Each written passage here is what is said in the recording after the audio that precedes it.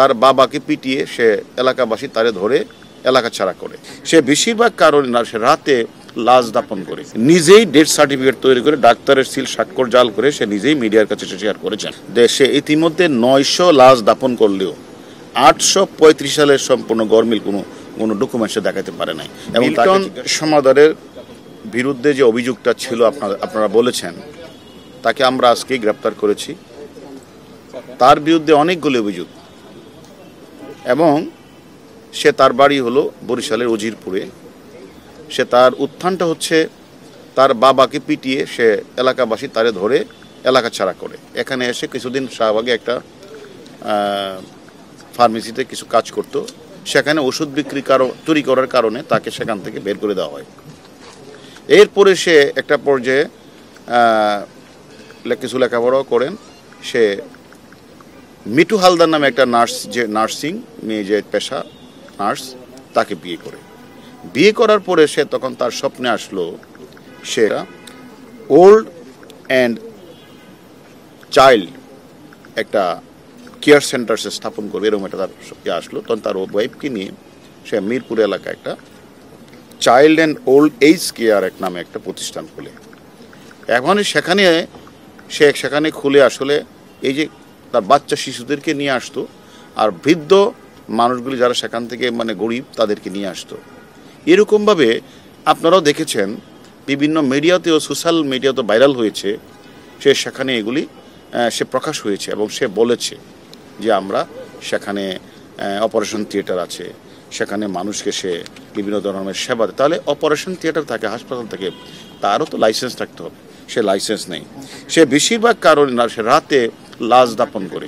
তখন তাকে জিজ্ঞাসাবাদ করা হলো যে আপনি রাতে লাশ দাপন করেন কেন? সে বলে যে আসলে না হলে তো মানুষ আমাকে বিভিন্ন প্রশ্ন করে, এটা সে উত্তর দিয়েছে। এবং আশ্রমে বৃদ্ধদের চিকিৎসা দেওয়া হয় না বলে গণমাধ্যমে এসেছে, সেটাও তাকে জিজ্ঞাসা করা হলো যে আপনি যে 30-25 লাখ টাকা খরচ করেন, টাকা পান কোথায়? এবং নিজেই ডেথ সার্টিফিকেট তৈরি করে ডাক্তারের সিল স্বাক্ষর জাল করে সে নিজেই মিডিয়ার কাছে শেয়ার করেছেন। এবং আমরা এটাও জেনেছি যে সে ইতিমধ্যে 900 লাশ দাপন করলেও 835 সালের সম্পূর্ণ গরমিল কোনো ডকুমেন্টসে দেখাতে পারে নাই। এবং তাকে জিজ্ঞাসাবাদ করলে যে তুমি এগুলি লাশগুলির পিছনে তোমার কারণ কি, এই লাশগুলি তুমি রাতে দাপন করো এগুলি, তখন কোনো এক সময় দেখা যায় যে সেখানে পাশে একটা মসজিদ ছিল, সেখান থেকে প্রশ্ন উঠেছে যে কিডনির পাশে সেখানে রক্তের দাগও রয়েছে। তাহলে তার বিরুদ্ধে অজস্র অভিযোগ, যে অভিযোগগুলি আমরা তাকে জিজ্ঞাসাবাদ করব যে লাশগুলি রাতে কেন উনি দাপন করতেন। তার কাছে আমরা জিজ্ঞাসাবাদ করব তিনি নিজে যে স্বীকার করেছেন যে ডেথ সার্টিফিকেটটা উনি নিজে কেন তৈরি করেন, ডাক্তারের সিল স্বাক্ষর উনি নেন না কেন।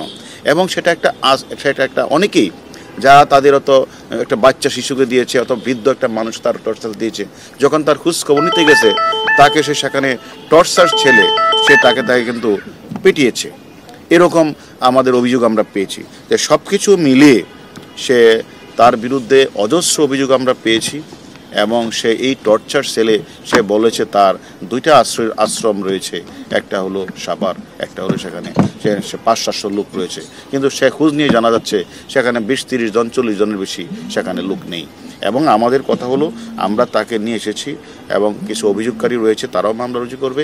আমরা তাদেরকে রিমান্ডে নিয়ে জিজ্ঞাসাবাদ করব যে কত সংখ্যক মানুষ তার এনে চিকিৎসার জন্য গিয়েছিল, কত সংখ্যক মানুষ মারা গেল, সে কি আসলে এই সকল তার তথাকথিত থিয়েটার ইয়ার নামে সে সেখান থেকে সে যে স্থাপন করেছেন, সেখানে যে তার ভিতরে সে যে অপারেশন থিয়েটার, সে অপারেশন থিয়েটারের মাধ্যমে সে সেখান থেকে কিডনি বিক্রি করেছেন কিনা আপনারা যে অভিযোগটা করেছেন সেটাও আমরা তদন্ত করব।